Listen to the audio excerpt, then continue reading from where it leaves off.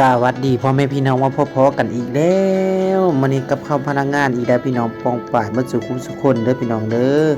อันตอนแรกเฮาก็มาหั่นหมูเนาะพี่น้องเนาะเมนูมื้อนี้ก็บ่มีอีหยังหลายก็สิเอ็ดกับข้าวกับน้ำผัดกะหล่ำใส่หมูคั่วหมูอะไรพี่น้องเอ็ดแบบลาวๆบ้านเฮาได้ใส่น้ำปลาปลาแดกบ้านเฮาอะไรพี่น้องอันตอนแรกก็มาหั่นหมูก่อนหั่นไปเลยพี่น้องหั่นหมูประมาณ3 โลพนักงานกับประมาณ50ปลายๆพวกเราพี่น้อง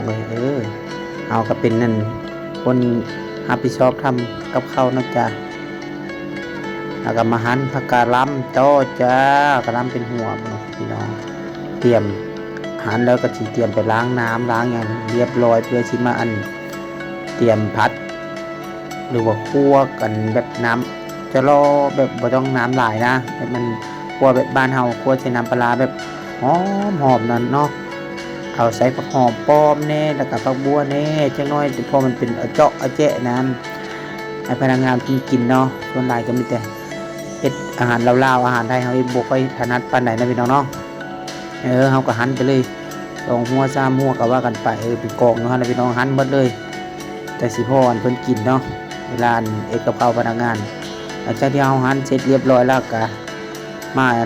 ใจตะกร้ามากระจายออกเวลาเฮาคั่วมันจะสิบ่อนไปจุ่มอยู่เจเดียวนะพี่น้องเนาะหลังจากนั้นเฮาก็เอาผักไปล้างเรียบร้อยแล้วเฮาไปท้ายตอนล้างนะพี่น้องเฮาก็มาเตรียมเครื่องกันคั่วเลยนี่ใส่พริกใส่น้ำปลาไปเลยเนาะหอมใส่ข่าตะไคร้ใบมะกรูดพี่น้องคั่วแบบบ้านเฮาใส่น้ำเอาเจาะบ่ต้องใส่น้ำหลายก็ตามด้วยหมูที่เฮาหั่นไว้นะพี่น้องเป้าเอาลงไปเลยพุ่นคนไทยคลิปก็ได้ วานเพิ่นทายให้นะพี่น้องเนาะวานอันมุกปูทายให้เด้อนี่เด้ออ๋อสีแดงสบายพี่น้องพริกบ่ต้องหัวเรื่องเผ็ดนะพี่น้องแซ่บถึงใจแน่นอนคั่วแบบอำล้ำมาล้ำคนก็ไปเต็มที่เลยเพื่อสิให้น้ำปลามันเข้ากันหลังจากนั้นก็มาเอากะหล่ำลงพี่น้องเอากะหล่ำลงไปเลยเพื่อสิได้แบบให้กะหล่ำมันยุบ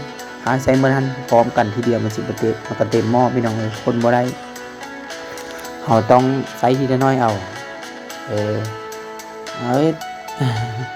หลังจากนั้นก็มาเตรียม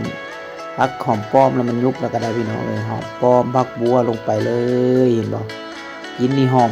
รบอบอวนเลยพี่น้องหอมมุ้ยเห็นบ่แต่กินพี่น้องก็เห็นบ่คั่วแบบบ้านเฮาคั่วแบบน้ำจะเลาะบ่ต้องน้ำหลายพี่น้องเห็นบ่ใส่ผักลงไปแล้วก็หอมแล้วปานหยังก็ได้เป็นงานบุญงานหยังสมัยก่อนพี่น้องเอาเสร็จเรียบร้อยพี่น้อง